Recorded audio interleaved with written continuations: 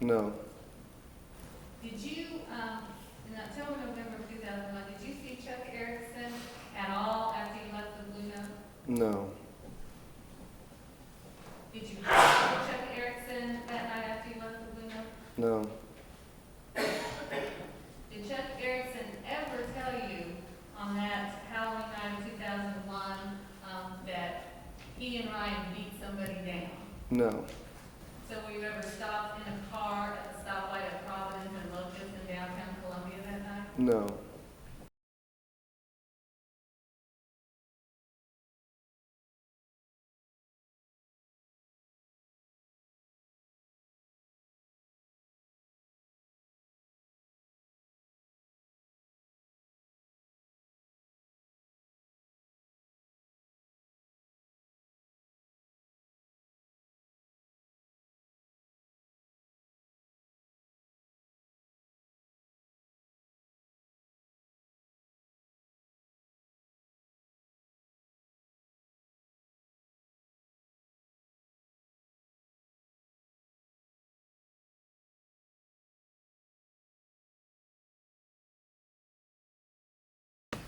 Can you state your full name for the court?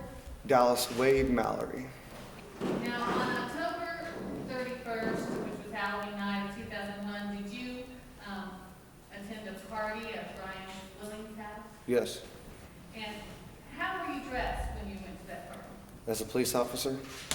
Do you recognize that? Yes. And what is that? That's me partying downstairs at his house. And when you say his house is that? Brian's. Brian Swilling. Swilling. And did that picture get taken on Halloween night of 2001? Yes. And does that picture show how you're dressed? Yes, it does.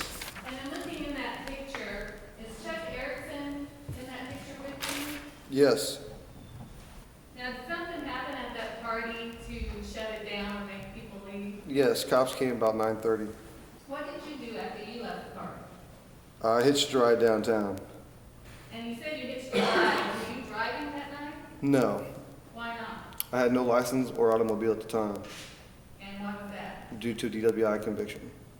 That Halloween night of 2001, after you left the Blue Note, were you driving when you left the Blue Note? No. So were you ever stopped in a car at the stoplight at Providence and Locust in downtown Columbia that night? No. In a car that you were driving anyway? Is that no? That's a no. Did you, in October, November of 2001, did you see Chuck Erkickson at all after you left the Blue Note? No. Did you talk to Chuck Erkickson that night after you left the Blue Note? No.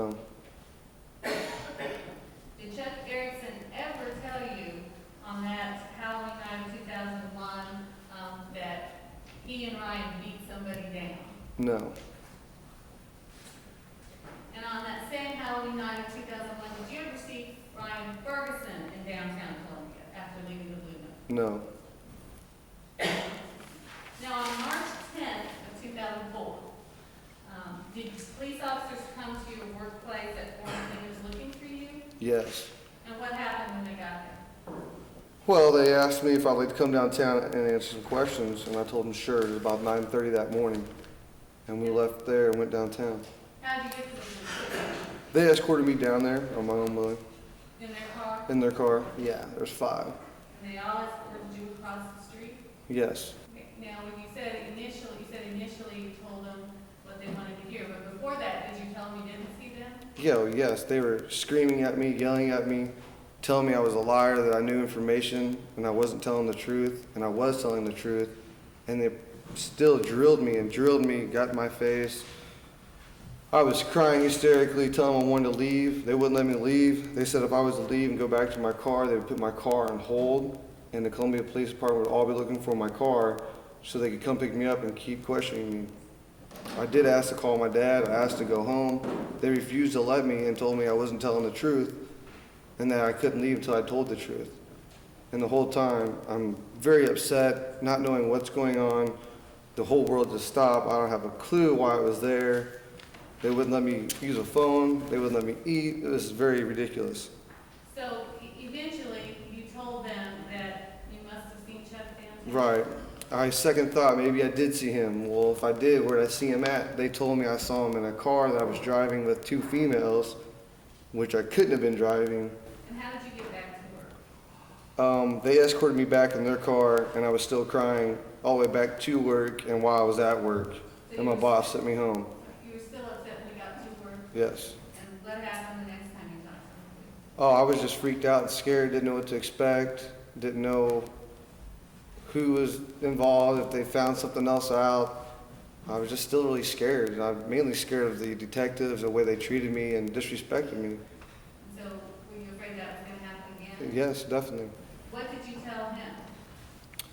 I told him how the police totally didn't believe me, how they disrespected me, how I didn't feel comfortable going back in there, talking to them, and let them know that I didn't see them at all that evening after the party got broken up. I have no clue how they saw me driving a car, supposedly, when I didn't have a license or anything, or a car. And after you signed the affidavit, did the police or prosecutors, did the police or the prosecutors talk to you? I, After be- the affidavit? I believe so. And who spoke to you? Haas? Do you remember? Yeah, I think his name was Haas. And who else? Crane. Kevin Crane, the prosecutor? Yeah. So what did you tell him? I don't even remember. I just told them they went here so I could get out there quicker and call my dad. And is that what you did? Did you Yeah. write that?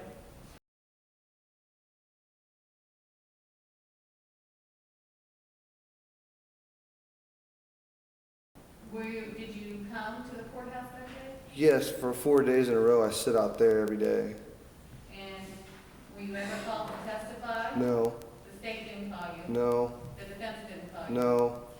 And if you would have been called to testify on that day, would you have testified to the same information you did here today? Yes, And the same information that's in the affidavit? proudly, yes. You left the Blue Note that night. Do you know who you left with? No, I do not know. I believe I took a taxi because I know I didn't drive. I had no keys or anything with me. But you don't know. Correct. And you said that you had had that prior to WI, so you had no driver's license at the time. I did not have a driver's license at the time. And you said that you don't believe anyone was with you that night. No. Okay. I'm almost positive. I had to be at work the next morning. I'm sorry. I had to be at work the next morning. I know I went straight home. On that same day, you were interviewed again by Detective Westbrook. Do you recall that? Yes, Okay. And that's the time that you say that they were yelling and screaming. yes. Westbrook, black hair, fairly tall. He's Yes, the individual that was yelling and screaming. yeah. Okay. And at that point, you tell them that you do remember seeing Erickson. Is that right? Because they said he saw me. Okay. And I, So because they said it, you agreed. right, because I was scared and panic, crying. And then you also told them, agreed with them, and told them that Erickson had told you we beat someone down. Do you recall that? Yes, they approached me saying he came to me at the car I was driving. Okay. On all of Chuck's he said, not something I said that I saw him. Okay.